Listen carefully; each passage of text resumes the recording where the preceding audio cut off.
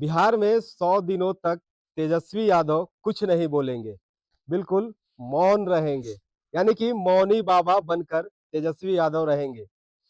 100 दिनों तक सरकार की जो कारनामा है, इस कारनामा को लेकर वो कुछ नहीं बोलने के लिए उन्होंने अपनी बयान जारी की है। नमस्कार, मैं जयंत कुमार और आप देख रहे हैं HNN 24/7।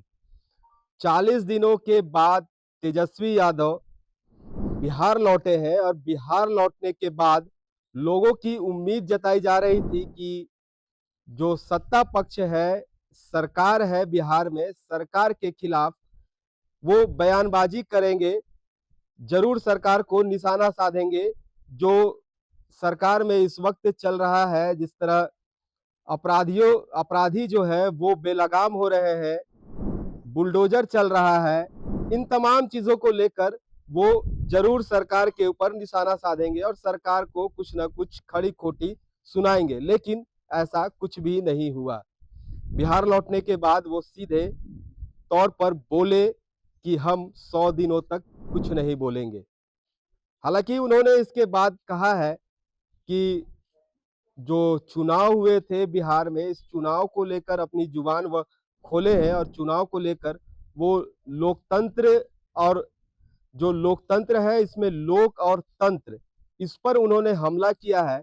क्या कुछ वो कह रहे हैं, पहले वो उनकी जो बयान है वो बयान हम आपको सुनाएंगे और उसके बाद फिर चर्चा भी करेंगे। कि हम लोग सकारात्मक राजनीति करते हैं तो 100 दिन तक इस सरकार के निर्णय और नीति पे हम कुछ नहीं बोलेंगे। और पिछले चुनाव में लोकतंत्र में लोक हारा है और तंत्र जीती है।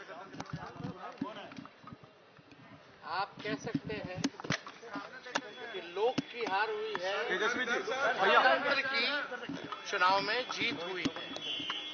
जनतंत्र को इन लोगों ने धनतंत्र और मशीन तंत्र बना दिया है। हम लोग सब लोग जानते हैं कि क्या षड्यंत्र रचा गया, छल कपट से ये लोग चुनाव जीते। लेकिन नई सरकार कैसे बनी है ये पूरा देश और बिहार की जनता जानती है। लेकिन फिर भी हम लोग जो मौजूदा जो सरकार है और देखते हैं कि 100 दिन बाद जब हमारी माताओं बहनों को 2-2 लाख रुपया मिलता है, 1 करोड़ नौजवानों को नौकरियां कब मिलती है, हर जिलों में 4-5 कारखाने लगाने की बात की गई है, लगते हैं कि नहीं लगते हैं, 100 दिन तक हम कुछ नहीं बोलेंगे।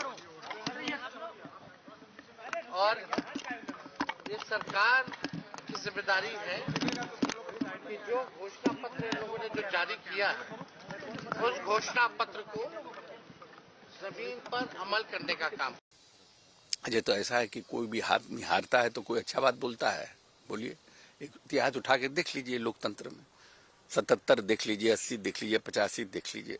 जब हार जाता है लोग अपनी अपनी बात रखता है। तेजस्वी जी आए हैं, अपनी बात रखे हैं, अब उनको भी तो कुछ कहना है ना भाई। आप लोग इतना ना माइक लगा देते हैं तो बेचारे क्या कहेंगे। 40 दिनों के बाद जिस तरह तेजस्वी यादव बिहार लौटे हैं और बिहार लौटने के साथ ही उनकी जो बयानबाजी आई है कि वो कुछ नहीं बोलेंगे, यानी कि मौन रहेंगे। मौन रहने के साथ ही सवाल यह भी उठता है कि आखिर सरकार जो चला रहे हैं वो सरकार अपनी मनमानी कर ले, चाहे कुछ भी कर ले, वो नहीं बोलने वाले हैं। ऐसे में विपक्ष का जो कार्य है, ये कार्य समझ में आता है, क्योंकि जो चुनाव हुए थे, इस चुनाव में नेता प्रतिपक्ष का हक बहुत मुश्किल से तेजस्वी यादव को मिला है। 25 सीट उन्हें मिले हैं। अगर 2-3 सीट कम आते तो शायद उनको विपक्ष का बैठने का, विपक्ष का नेता भी नहीं होते, सदन में नेता प्रतिपक्ष का वो हक भी खो देते। तो इस हालत में उन्हें नेता प्रतिपक्ष का जो अधिकार मिला है, इस अधिकार के नाते अगर वो कुछ नहीं बोलेंगे तो सत्ता पक्ष अपनी मनमानी करने पर तुल जाएगी। वो चाहे तो अपराधियों का जिस तरह बेलगाम अपराधी घूम रहे हैं, बिहार में देखा जाए तो लगातार बुलडोजर चल रहा है। इन तमाम चीजों पर अगर नेता प्रतिपक्ष नहीं बोलेगा तो क्या सत्ता पक्ष अपनी मनमानी ही करेगा।